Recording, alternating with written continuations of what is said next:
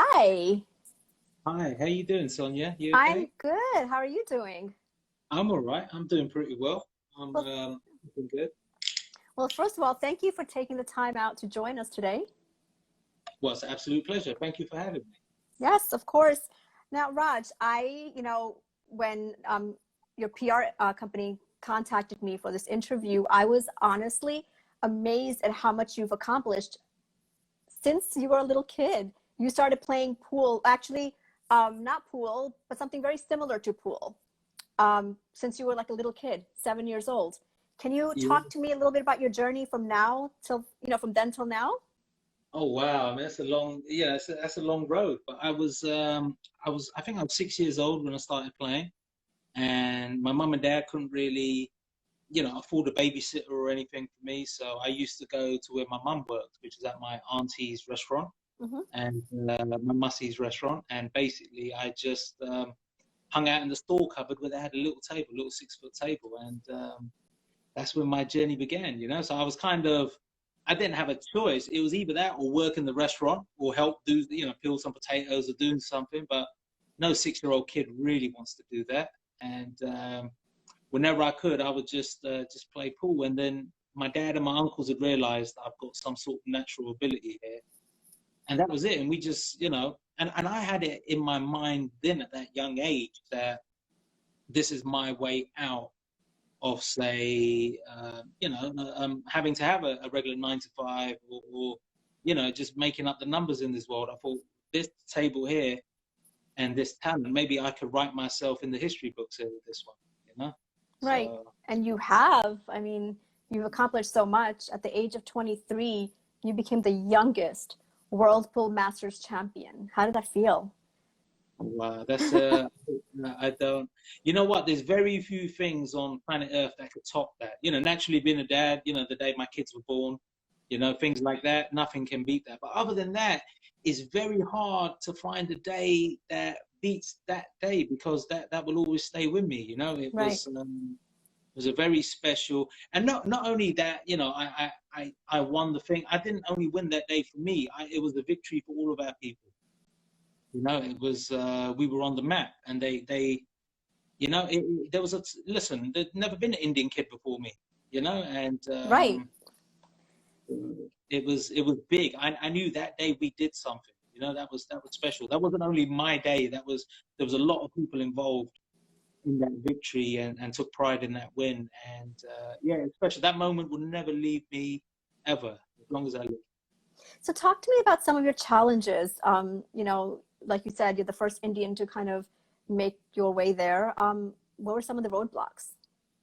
Well, listen, there's always going to be roadblocks when you're different. That's I say, people always fear what they don't understand. That's the theory of man. So me looking different, I have a different complexion, a different image. Right. I'm from a different culture. Even though yes, I'm a proper Londoner, I'm still very Punjabi in my heart and within my home. So people will always try to, but look, there's always going to be ignorant people out there. That's part of life, sadly. But the way I used it as fuel on fire. So I didn't see it as a roadblock. I looked at it like, wow, these guys are really scared of me, huh? That's what a beautiful thing. So then I just, I'm a shark. If I smell that blood, I'm coming. And Well, you're then a lot stronger than most people are. I think, someone else might have gotten yeah, scared or felt, defeated. Um, yeah. what were some of the things that were said to you? Well, I'm not going to go into that. I've never been someone to dwell on any negativity or spread light on that. But here's what I'll tell you: forget what was said or things that were done. Even like to the point when I was young, a position of mine that I truly earned to go compete in the World Championships was taken away from me out of favoritism. I mean, I earned my place. I finished fourth in the rankings, and I think I was like 18 at the time. Hmm. So I'd already played in the World Championships before, and the one after, where again I'm a shoe-in because I'm in the top four in the UK. The organizer of the event scratched me from the event, kind of stitched me up because he wanted to put somebody else in who was his guy. But what he didn't realize was at that time that I'm not a flash in the pan. I'm here to stay. Right. My longevity will speak. It's all right. You stitch me out. And don't get me wrong, that one event or that 1 year where they try to mess with me, that did hurt. But I took it like this. Now I'm going to make it a point to retire that kid that you put in. And I did retire him. Good for you. Because you guys have put you put fuel on the fire now. But here's the beautiful part. After years of success and winning events and finally won a world title, I feel like I'm sitting there. The first guy, sorry, somebody was trying to call while we're talking. Okay. The first guy that got in touch and congratulated me and actually apologized was that organizer, that tournament promoter. And he said, I'm sorry if I ever held you back, you know? And I said to him, it's all right. I actually thanked him. I said, I needed that. Cheers. Right. You know? It's true. I think sometimes you need someone to say you can't do it to prove them or prove yourself that you can. Listen, we're all wired up differently. We're all very, very different. You know, our buttons are pushed in different ways. And I kind of I don't need that now in my life. You know what I mean? I'm past that. That fire is just there now. But yeah, there was times I might have found it hard to ignite it, and these people, they helped me. So I thank them. I turned their bad energy into good energy. So I thank them. Good for you. So Raj, I mean, the reason we're talking today is because you have something big in the works, something that hasn't been done before. So talk to me about this league that you're putting together. Okay, so first of all, it's not me individually. There is a group of us. Although I am one of the directors on the board, I have partners, and our partners span from Canada to America to Asia. So we have we've actually got a strong crew of people here together that can really specialize in what we're doing. And look, the NBA. But I mean, before the NBA, people were just playing basketball. You know, it wasn't as big. And it's almost like NFL. Before that came about, people were just playing football. So what we've got is what the NBA was for basketball. And we have that for Q Sports. It's never been done before. And I'll be honest with you, even the promoters out there right now, they can't do what we're doing because their production at the end, without sounding bad, it's going to look very amateur in comparison to ours because we specialize in what we're doing. We're not people that one day are at a fishing tournament and next day we're now filming a pool event. No, we don't do that. We specialize in what we do, and even our graphics, our software, things that we put together, we're pioneering from the first shot in our event, and that's not been done. I'm actually surprised it took this long, honestly, for something like this to come across. Why is that, you think? Well, okay, so I have voiced this idea for a minute to promoters. The reason why they don't like it, it will grow to be too big to be in their control. They don't like that. You know, okay. It'll be too big, and they just want that me. I'm in control. And I'll be honest, for a long time, I never really I don't felt like none of the pool players got the real respect that they deserve. People forgot who the stars of the show is. You know, I've been at tournaments in my life and events in my life where the promoter might be talking to me a certain way, and then I got to remind them what time it is. Like, I don't see nobody come here and ask you for an autograph or take a picture. You know, I never seen nobody clap for you. You know, right. So show just a little bit of respect. Forget me. How about the rest of these guys that are great champions? You know, but we've had it hard. And listen, a lot of sports have it tough. You know, a lot of sports have it tough, but some sports are so beautifully organized, and the stars are taken care of. Like games like golf and games like tennis, they're so well organized. And don't get me wrong, there must be certain things that annoy people in the background still. But when you're getting paid that kind of money, I think you put up with it, you know? I guess. It doesn't make it right, though. No, it might. But here's the thing. We're getting what I always felt like I was overworked and underpaid.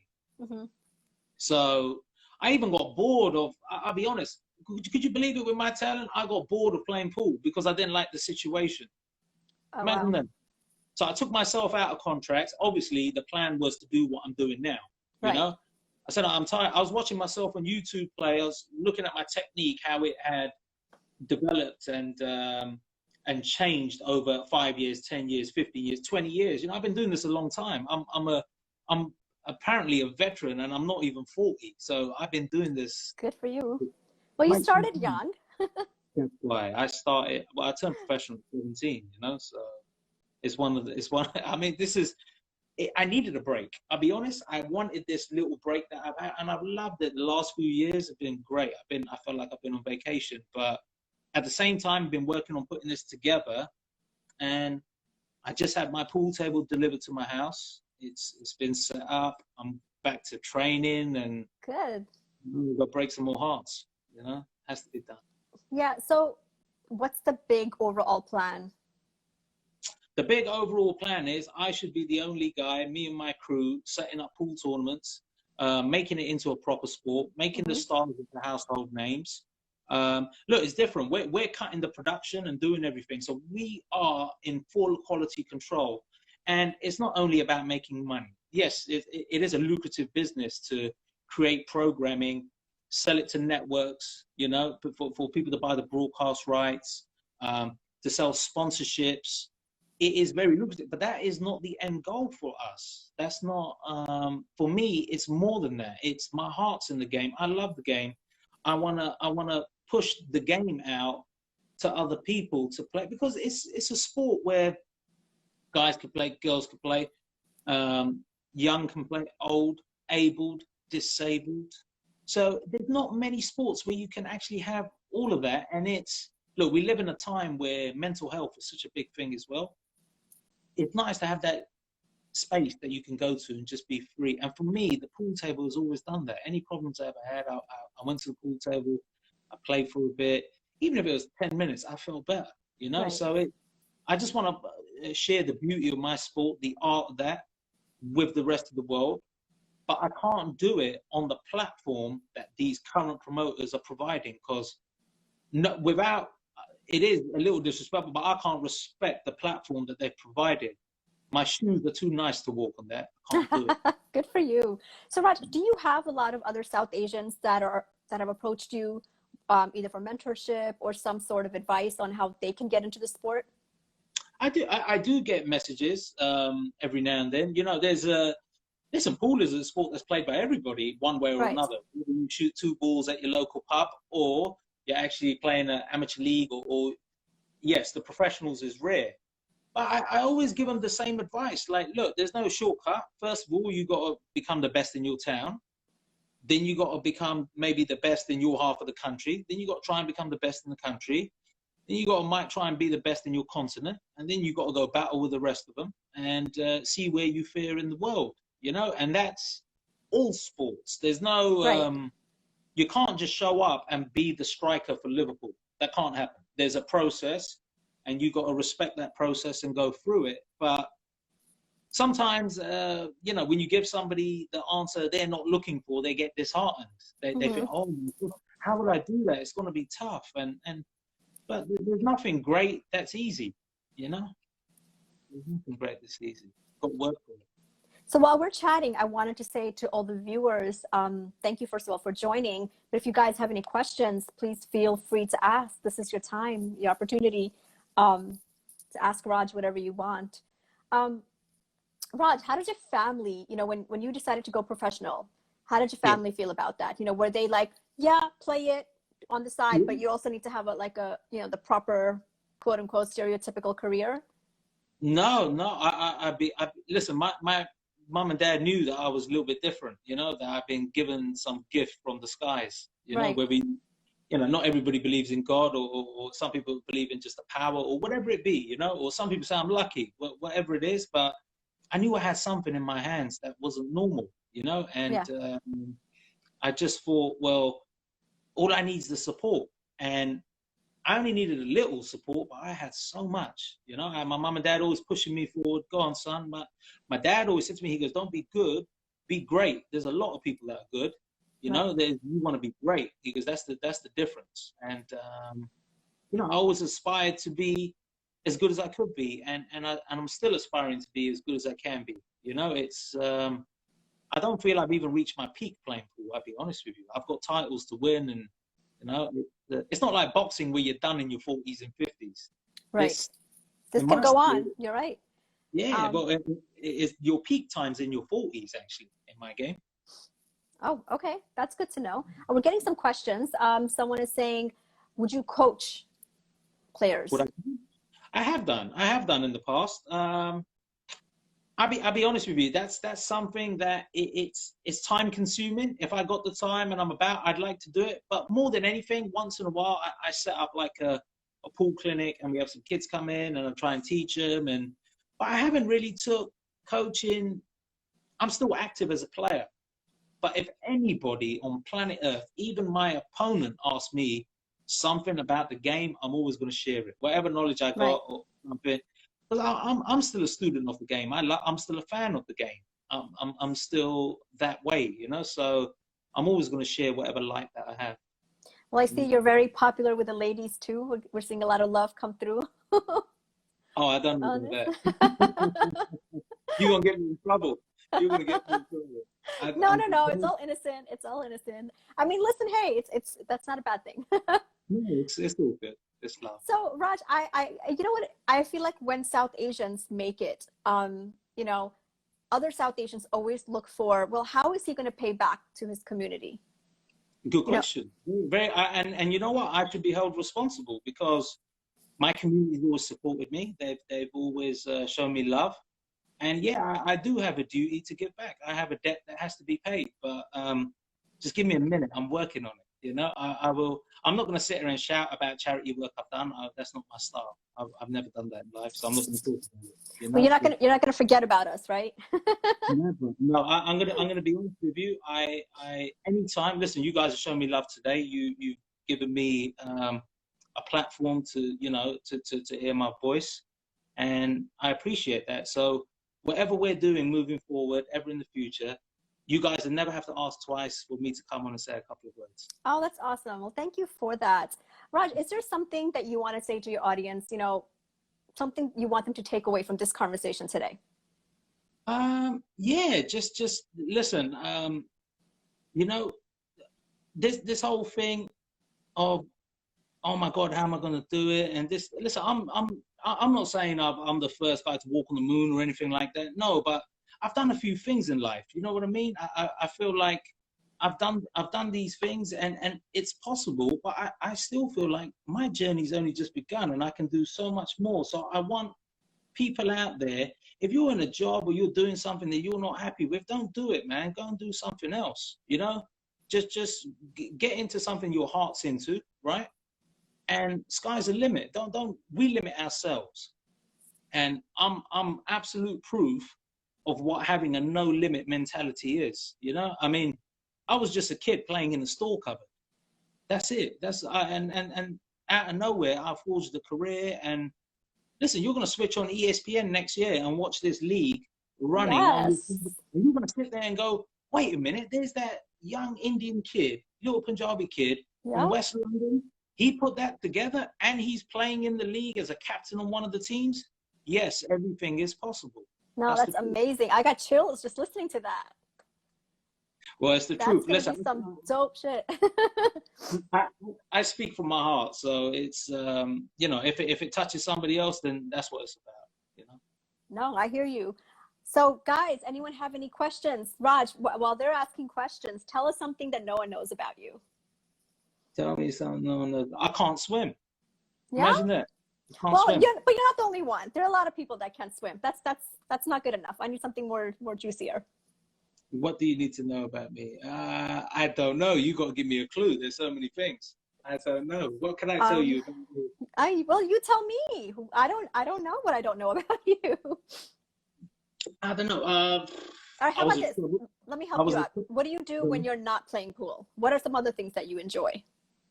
Oh, mate, what do I enjoy doing? I like sightseeing, anything. You know, I love architecture. So sometimes I get in my car, just drive around London at night when the lights are on. It's beautiful. I love traveling, so if I'm not playing pool, I like to be up to something if I can. I like good food. Oh, here's one for you. I'm a vegetarian. Well, I'm about 90% vegan for the Okay. last 2 years, and I actually haven't had a drop of alcohol since last April either. Oh, nice. So I And switched my life up, and listen, it's worked good. I think I found the fountain of youth. I feel like I'm 10 years younger than I was. by So not drinking, both, or like just both? eating good, and yeah, Yeah, you got to fuel your body right, you know. So right.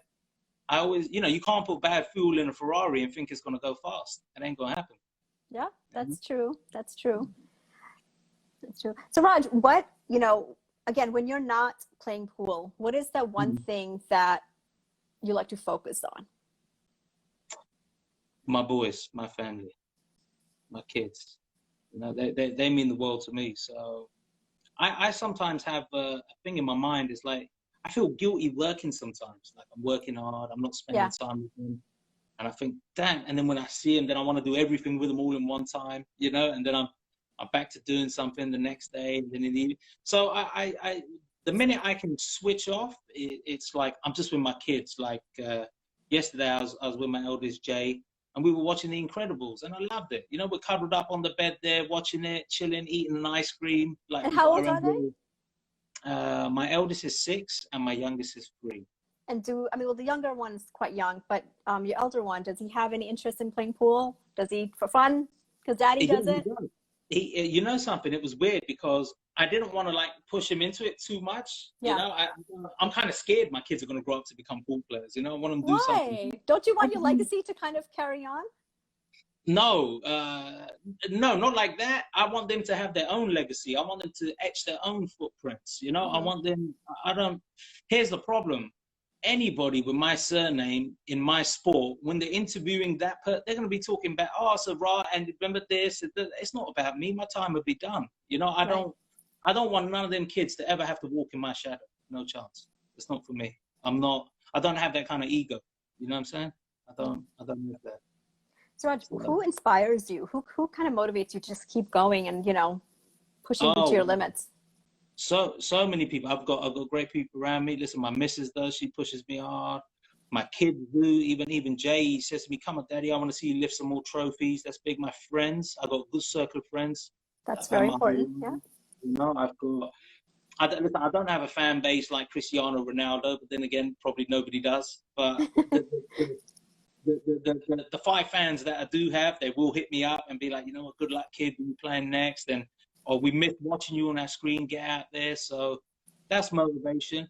But I also take great motivation from previous champions, not only in my sport. You know, I look up greatly to the likes of like Muhammad Ali and Bruce Lee, people like this that for me, their ideology is, you know, I get down with that. You know, that's my frequency. I like it. So that whole mindset of you're not going to tell me when I'm done. I'm going to tell you. You know, and you go about it gracefully is nice. You know, so these have always been inspirations and things that push me forward in life. Yeah. We have a question here. Someone's asking if they wanted to boost their skills, what's something that you recommend? Boost their skills playing pool. Okay, so a great way to ever learn anything is to watch and learn. So a lot of people end up going to the pool hall, picking up a pool cue, trying to learn how to play pool. But how are you going to do that? You need to actually watch some matches and maybe some instructional DVDs and videos. I mean, you could download them now. They're all available virtually free on like YouTube. And just learn the basics of the game. Like anything, you've got to have good fundamentals. You've got to have good good foundations. Your legs have got to be set in the right position. You know, you've got to strike the ball correctly, pause before you hit, follow through. You know, so there's a lot of things that you've got to have, and also work on things away from the table, like your breathing, you know, your composure, your posture, these kind of things, just to get yourself set for the shot and keep a positive mindset, you know? And Raj, how do you deal with pressure? When you're playing, I'm sure the intensity is high. How do you compose yourself or keep yourself composed? I try to embrace it. You know, I kind of feed off of that pressure, It's you a know? high. Yeah, that's a buzz you never get. Yeah. You can't buy that or recreate that. You know, I'll be honest with you. What was kind of sad for me was when I'd be at an event and there's a load of people and there's a big audience and you got TV cameras everywhere and you know the pressure's tight. It's a close match and you get through it and you win. Everyone's clapping, going crazy. You know, your adrenaline is right through the roof. And then once you're done, you're back here like this in a hotel room. You know, Right. just literally like on a low again, and then you were like, well, I can't wait to get that buzz again. And it's addictive. I do miss it. It's always been a beautiful feeling for me when I've been in that arena walking around. I felt like I was at home. I felt like, yeah, I'm supposed to be here. This is correct. Yeah. And in those moments when you're back in your hotel, when everything's just quiet and it's just you and your thoughts, you know, first of all, what's going on in your head at that time? And also, what do you do to keep yourself grounded? Oh, man. I struggled with that in the past. I'll be honest. I struggled with it in the past where I might not know how to act right. And I was out partying and stuff and you know, just kind of going that way as opposed, because it's hard it gets depressing. Like, you know, you're in that moment in the arena, and then you come back, and then you hit that low, and then you're like, well, what am I going to do? I can't just sit here and just watch TV in my room. And how many push-ups can I do till my arms fall? You know? So you think, well, what am I going to do? And then you end up going out and about, and you're trying to, in a way, recreate that buzz, you know, and it's no good. It's no good because truth is, you got to get up the next day and play. You know, it's tough. So, yeah, I don't know. I mean, I'm not into. I like watching it now. I'll be more like, well, I want to go to a nice restaurant. I might catch even a good film. I love films, you know. So even if I hit the theater or something, and I mean, like last time I was out traveling, I do funny thing. Like I met up with my friend when I was in New York, Philip Fisher, and listen, he's getting down on the piano. He's one of the world's best pianists there is. And, so I might spend one evening just listening to him playing the piano, and I love it. I can't get enough of it. You know? So that sounds really nice, actually. It is. It's actually beautiful. But yeah, it's different. Listen, I try and do anything I can just to kill it because I don't want to sit there thinking about the game. I hate that. I don't. And you know, like people in my spare time want to talk to me about pool. I don't want to talk about pool. Right. Right. It's almost like I just want to go and play when I need to play, and then that's done. You know, I can leave that Hitman character there. I could go back to being myself and just doing whatever it is I do in life. So I don't know. It's different. You know, I have struggled with spare time in tournaments. I really have. That's one thing I just didn't know what to do. There was times I was getting bored and getting anxious and I shouldn't be doing none of those things. You know, I should just be busy doing other stuff. So I think I manage my time better now, most definitely. How do you pick yourself up when you're in that low? When you the worst low is when you get beat, you know, and let's just say you didn't perform as well as you could. It's different. If you get outplayed, you get outplayed. Right. You shake hands and it's good. But when you know you've had a chance to win and you've dogged it, you've made a mistake. Do you beat yourself? Do you beat yourself over it? Like, damn, why did I do this or why didn't I do that? I'll be honest with you, not now I won't, and I hadn't done for a long time. But yeah, growing up, yeah, there were times I'd have been. I wish I was kinder to myself. Just put it that way. But champions ain't made in comfort either, you know. So it's one of those. I remember missing a ball that cost me possibly a world championship, and after that event, I didn't hit a ball for about a week, and then I flew home from Asia from the championship, came home. The first shot I played was that one shot that I missed, and I think I shot that ball for about 6 hours straight. Oh, wow. Same shot again and again. I drove myself mad. I couldn't believe I missed that ball, you know, and it wasn't a gimme, but I should have got it. And right. But then what the hell was I doing playing that same shot for 6 hours? I'm crazy. But that's what a 22-year-old kid does when he wants greatness, you know? Besides your win at 23, what's another memorable moment for you? Playing pool. Okay, so away from tournaments. I mean, look, there's been other tournaments and things that I won that have led to things.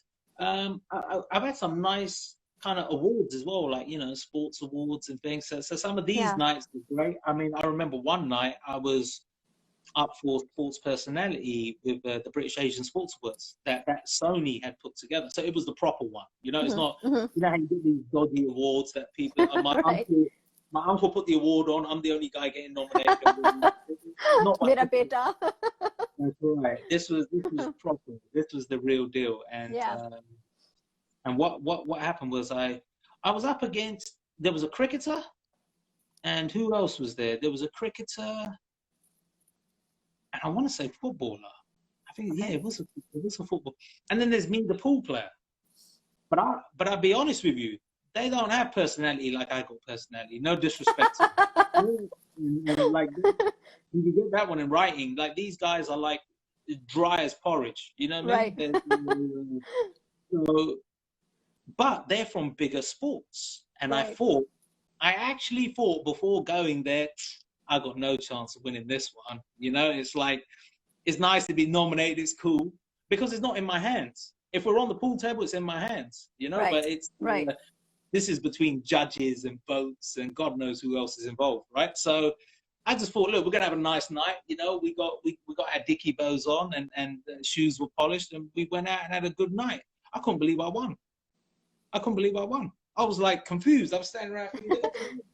I was looking around like, they got the right guy or what? But we ended up winning. So those kind of nights are very memorable and fun too. Those are beautiful nights, good memories. Well, some people are saying they want you on a cover of a magazine. Really? That'd be nice. I'd like to be on a cover. I've been on a few covers, but nothing big worldwide. So it's coming. It's coming. I think with this league that you're putting together, it's just going to be amazing. There are a few people that just joined a little bit later. Raj, I just, before you sign off today, if you could just talk a little bit about your league again, because I feel like it's so important, and us as South Asians, should really support you. Thank you. And it's commendable what you're trying to do. Well, put it this way. So if anybody wants to see what we're doing, please go to premierbilliardleague.com, and everything is laid out there for you to see. I mean, the first thing we're doing, listen, we had a venue booked for like May time, and naturally Corona had other plans for the rest of the world. So that will cancel. But we're hoping if at some point in the next month or two, there's an announcement that can say, well, it's safe to fly. Because we've got people that need to come in from other parts of the world for us to shoot our first event, the pre-launch event. So when do you know when that's being planned out for? Is it still kind of up in the air because of COVID? The only reason we can't give a date or a venue is because the venue can't tell us, all right, because we need to be able to have 300, 400, 500 people. Right.